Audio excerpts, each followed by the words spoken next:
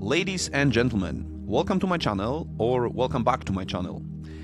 Today I would like to share a few thoughts about meditation and contemplation, because very often I get some inquiries from people when they know about my experience in meditation, when they know I'm a big advocate of meditation, when they know what meditation did to me, how it basically transformed my life.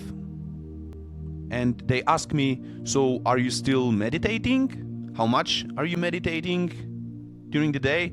And the answer to these questions usually is, well, I don't really. And what I do instead is, I would call it a contemplation. And I would like to explain why this so happens. And I would like to offer an analogy to understand it better. But first, I Googled the difference between contemplation and meditation, what Google says. Usually Google is not wrong, so let me read what Google told me. While contemplation is a train of thought about something, meditation is training the mind to rest in a particular focus that leads to a connection to the source of consciousness itself. Knowing the difference can give us clarity in our spiritual pursuits and help us to realize that there is no substitute for meditation and what it can offer. And I think that's a fantastic description. It comes from the website yogainternational.com. So thank you for writing this, dear Sandra Anderson, who is an author of this quote, and thank you Google for directing me there. And so let me offer an analogy how it happened in my life and how I can see that it happened in many of experienced meditators' lives. So basically my analogy that I have come up with is meditation is like baking the cake and contemplation is eating the cake. So meditation is a necessary training, necessary practice for learning the skill to coming back to myself, being in touch with my experience, basically with experience, so with emotions, with thoughts, and so on, with anything that I can experience, and being aware that I am not my thoughts, being able to be an observer of what I am experiencing. Personally, I have spent over 1,000 hours in basic meditation training, both on the retreats and in my own personal practice. And at this point, it's kind of easy for me to just be present, just find this observer within myself. And whenever I'm going for a walk or I'm staying alone, I'm just sitting and doing nothing, it's basically pure joy. It's like whenever I'm walking, even in a seemingly unattractive place in the city center, in some boring city, I feel a lot of love to people around me, just accepting as they are, acknowledging that they have their own stories, that they have their own fair bit of suffering, and feeling empathy towards them. And I've got to say, this is a fantastic feeling, fantastic experience.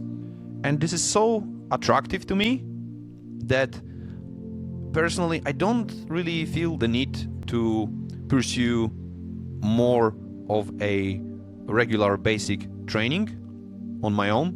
I'm not avoiding it, and whenever there is some sort of group meditation, I am very happily joining it.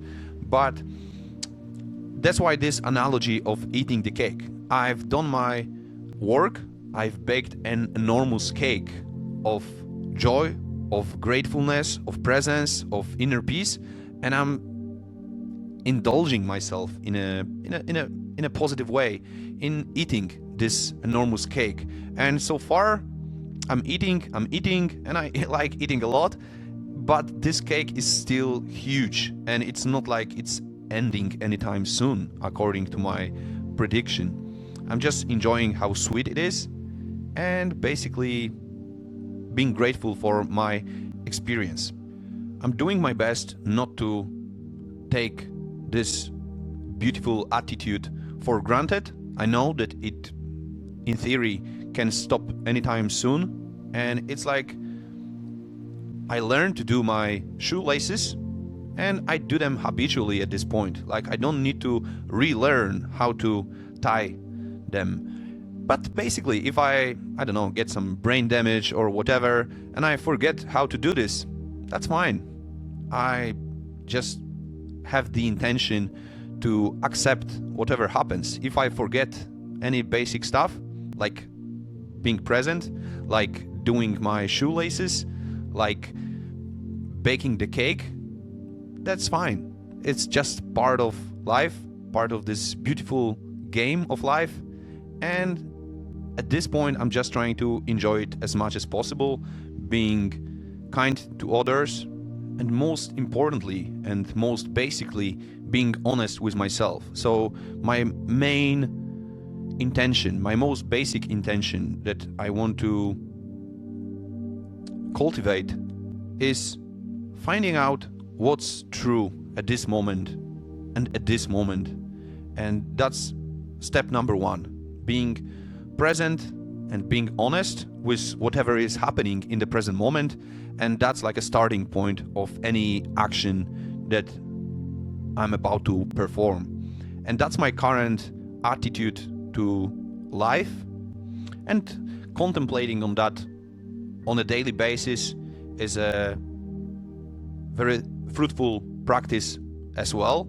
And this is the best practice I come up with at the moment, at this stage of my life. And this is why I am not meditating on a daily basis, but I am contemplating a lot on a daily basis. So yeah, I just wanted to share. Hope it clarifies a little bit to you. Feel free to share how is your practice at this stage of your life. I'll be very happy to find out. And thank you very much for listening, and I wish you have a great day and enjoy the next moment that comes up. Thank you so much, and bye.